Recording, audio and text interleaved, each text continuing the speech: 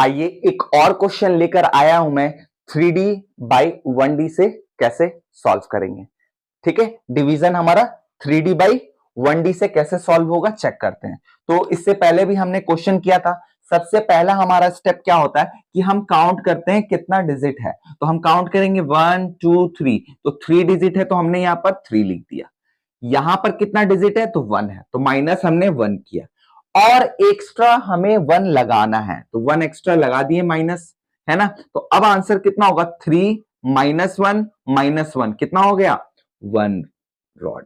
ठीक है, यहां तक क्लियर हुआ, समझ में आई बात। ये सबसे पहले हमें चेक करना है जिससे हमें पता चल जाता है कि हम जो ये नंबर है कहां पर सेट करने वाले हैं। ये बहुत इंपॉर्टेंट है कि जो नंबर आएगा किस रॉड पर कौन सा नंबर जाएगा, ये बहुत जरूरी है। यहां पर बच्चे भी कंफ्यूज होते हैं और साथ में कभी कभी टीचर भी कंफ्यूज होते हैं। तो प्रैक्टिस करना है अच्छे से खुद पहले, फिर बच्चों को कराना है। ठीक है, कोई भी क्वेश्चन आए पहले हमें इस तरीके से चेक कर लेना है, कंफर्म कर लेना है कौन से रॉड पर आएंगे, फिर बच्चों को बताना है डायग्रामेटिकली कैसे करेंगे पहले। तो अब हम भी ड्रॉ कर लेते हैं पहले। ठीक है, तो हमने ये ड्रॉ कर लिया। तो यहां पर ये 1 रॉड, 10 रॉड, 100 रॉड्स और ये 0 रॉड।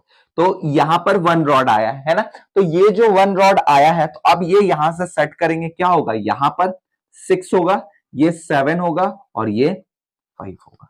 क्लियर, यहां पर 6 हुआ, 7 हुआ, 5 हुआ। ठीक है, तो जब 6 7 5 करते हैं और उसके बाद फिर मैं आगे आपको समझाता हूं। पहले हमने यहां पर 6 किया, फिर यहां पर ये 7 किया और ये 5। ठीक है, तो अब क्या करेंगे, हम हमेशा लेफ्ट के तरफ से डिविजन्स करना होता है, हमेशा लेफ्ट के तरफ से डिविजन्स करना होता है। तो देखिए जब हम डिवीजन करने जाएंगे तो 9 से जैसे 6 को डिवीजन करेंगे तो ये तो छोटा हो जाएगा ना, पहला वाला ही हमारा छोटा हो गया।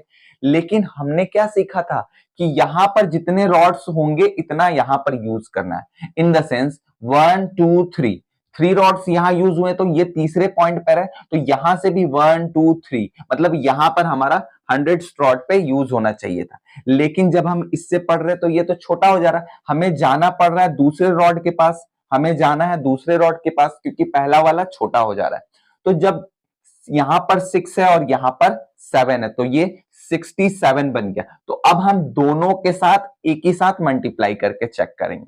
तो 9 7 जब पढ़ेंगे तो 63 आएगा, अगर उससे ज्यादा पढ़ेंगे तो हमारा बड़ा हो जाएगा। तो जब हम करने जाएंगे तो ये वाला रॉड पर यूज नहीं करेंगे क्योंकि ये वाला रॉड हमारे लिए छोटा हो गया था। तो बच्चों को सिखाना है जब पहला रॉड हमारा छोटा हो जाएगा तो ये वाला रॉड तो हम यूज नहीं कर रहे, यहां पर सिर्फ 0 किए और यहां पर हमने 7 किया, 5 6 7, और यहां पर माइनस कितना करना होगा 63, यहां पर 6 माइनस किया हमने और यहां पर 3 नहीं जाएगा तो -5 और यहां पर +2। ठीक है, हमारा यहां पर यूनिट डॉट के इधर ये मल्टीप्लाई कर रहे थे कितनी बार में आ रहा है और जो आंसर आता था यहां से सब्ट्रैक्ट करना है। ठीक है, पहला हो गया।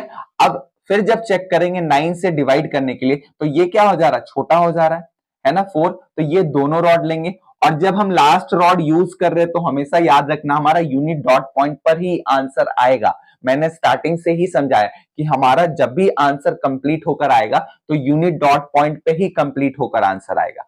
तो ये 4 और 5 45 हो गया। तो 9 का टेबल कितनी बार पढ़ेंगे तो 45 आएगा 5 बार में, तो ये 5 हमने यहां लिया और 45 जो था ये वाला हमने माइनस कर दिया 45।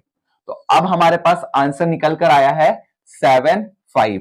तो यहां पर हमारे पास आंसर कितना बन जाएगा 7 5 75, यही हमारा आंसर है।